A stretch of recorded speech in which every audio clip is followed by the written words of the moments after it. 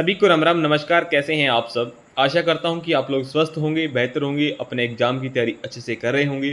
दोस्तों, अगर आप इस चैनल पर पहली बार जुड़े हैं, चैनल को सब्सक्राइब नहीं किए तो प्लीज़ चैनल को सब्सक्राइब कर लें। साथ ही दी हुई बेल आइकन को प्रेस कर लें ताकि जो भी नोटिफिकेशन आएगी सबसे पहले आपको मिलती रहेगी। ओके।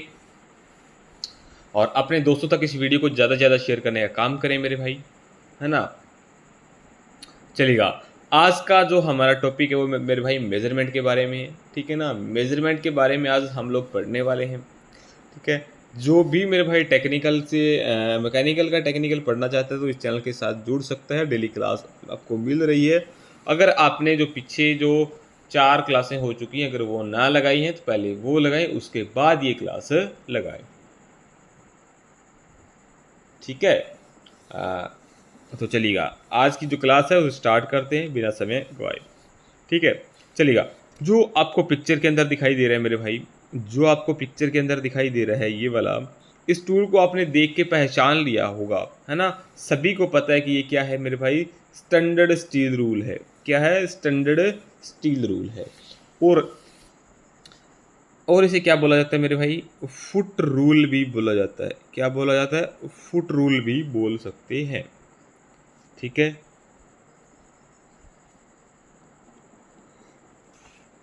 फुट रूल भी बोल सकते हैं। आई बात समझ में? चलिएगा, इसको हम रखते हैं यहाँ। अब मेरे भाई इसकी बात करता हूँ कि ये कौन से मटेरियल का बना होता है। आप सभी को पता है कि टूल तो कैसा है? मेजरिंग है। ठीक है। मापने वाला औजार है। अगर मैं इसकी मटेरियल की बात करता हूँ मेरे भाई, तो ये होता है स्टेनलेस स्टील का। ठीक है।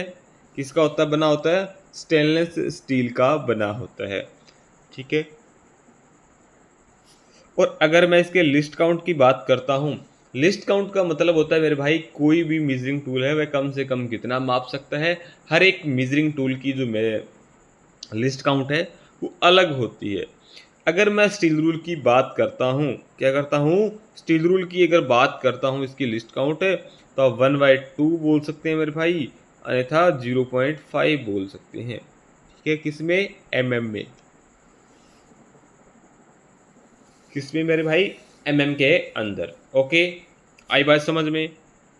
चलिएगा, इतनी बात समझ में आ गई तो आगे चले मेरे भाई। अब आपसे पूछ सकता है 1 सेंटीमीटर में कितने एमएम होते हैं, तो आपने बता देना है मेरे भाई 10 एमएम होते हैं। ठीक है।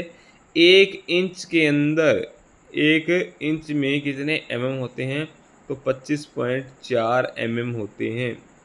ठीक है। 1 इंच के अंदर अगर आपसे सेंटीमीटर पूछ ले तो 2.54 सेंटीमीटर होते हैं। आई बात समझ में? इंच के अंदर एमएम पूछेगा तो 25.4 एमएम होते हैं, और 1 इंच के अंदर अगर सेंटीमीटर पूछ ले तो 2.54 है। आगे बात समझ में? आगे बात समझ में? ठीक है। चलिएगा, अब हम जान लेते हैं मेरे भाई इसमें डिवीज़न कितने होते हैं। ठीक है। इसमें 2 डिवीज़न होते हैं मेरे भाई, एक होता है मेन डिवीज़न और एक होता है सब डिवीज़न। ठीक है। एक होता है मेन डिवीज़न और एक है सब डिवीज़न। ठीक है। जो मेरे भाई आपको ये मार्किंग दिख रही है ना, जो आपको इस तरह के डंडे दिख रहे हैं, है ना, इस तरह की मार्किंग दिख रही होगी आपको स्केल के अंदर, है ना, दोनों साइड, है ना, ये ऊपर वाली और नीचे वाली। ठीक है। तो इसको मेरे भाई क्या बोलते हैं? इस जो ये छोटे वाले डंडे हैं इनको बोलते हैं मेन डिवीज़न। क्या बोलते हैं? डिवीज़न। और इनको बोलते हैं सब डिवीज़न। क्या बोलते हैं? Sub division. आगे बात समझ में? ठीक है। अब मैं बात कर लेता हूँ मेरे भाई साइज़ की। किसकी? साइज़ की। तो मेरे भाई मिनिमम साइज़ इसका है 150 mm, यानी 6 इंच। ठीक है। यानी 15 सेंटीमीटर। ठीक है। 150 mm, 15 सेंटीमीटर और 6 इंच, ये क्या है? इसका मिनिमम साइज़ है। कम से कम साइज़ में मिलने वाला जो स्टैंडर्ड स्टील रूल है वो 150 mm का है, 6 इंच का है और 15 सेंटीमीटर का है। इतनी बात समझ में आई, ठीक है। इसके बाद मेरे भाई 300 mm का मिल सकता है, 600 का मिल सकता है, और जो इसका मैक्सिमम जो साइज़ है वो 1200 mm है। क्या है? 1200 mm है। आगे बात समझ में, यानी 120 सेंटीमीटर।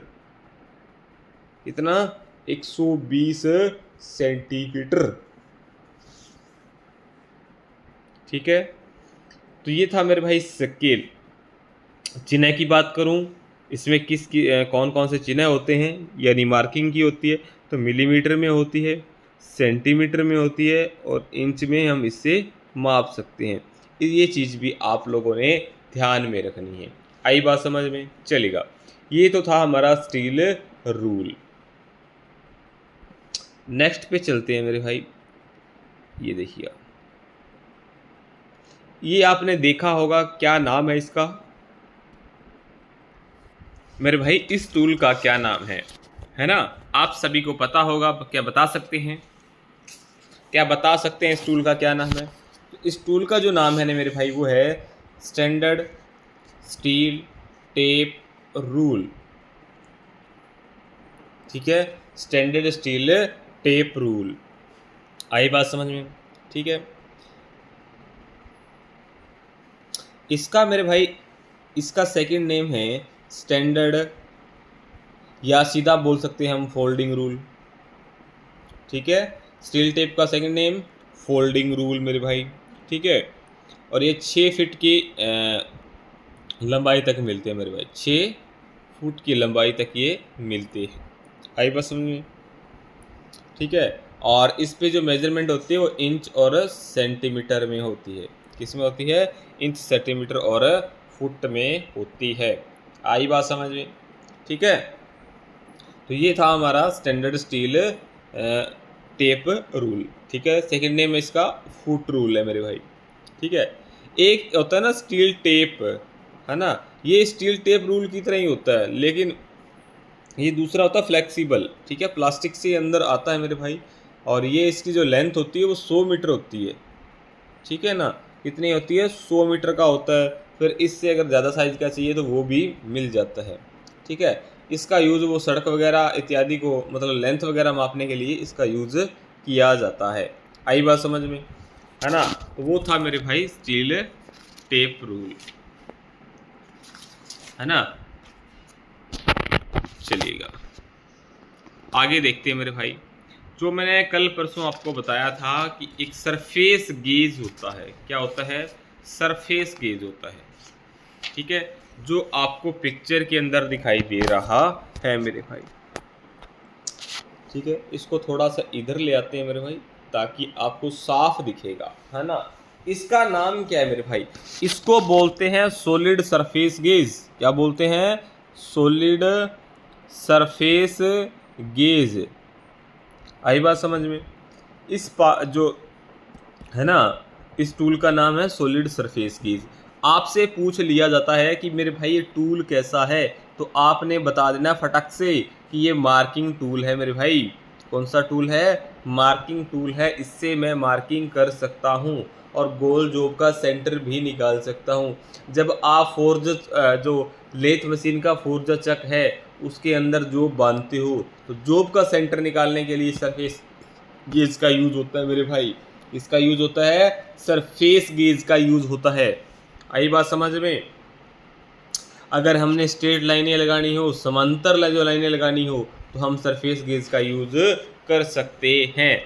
आई बात समझ में? अब मेरे भाई एक बार बात आती है कि सॉलिड सरफेस गेज के क्या अलग से नाम हैं? तो बिल्कुल है मेरे भाई। इसी को ही मेरे भाई मार्किंग ब्लॉक बोलते हैं। क्या बोलते हैं? मार्किंग ब्लॉक बोलते हैं, ठीक है। इसी को ही मेरे भाई स्क्राइबिंग ब्लॉक बोलते हैं मेरे भाई, ठीक है। मैं साफ से लिख नहीं पा रहा, आप सुन पा रहे हो तो आप अपने नोट्स खुद प्रिपेयर करिएगा मेरे भाई। नाम मैं बता रहा हूँ इनका, ठीक है। जो सॉलिड सरफेस गेज है इसके 2 अन्य नाम और भी है।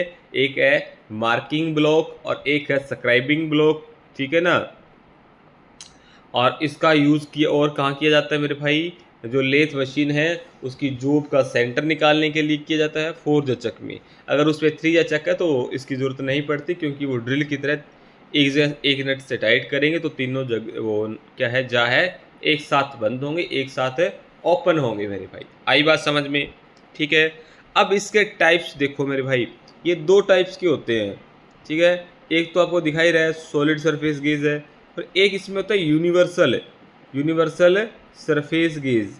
ठीक है, सॉलिड में और सरफेस में क्या फ़र्क है? ठीक है, चलेगा, वो भी देख लीजिएगा।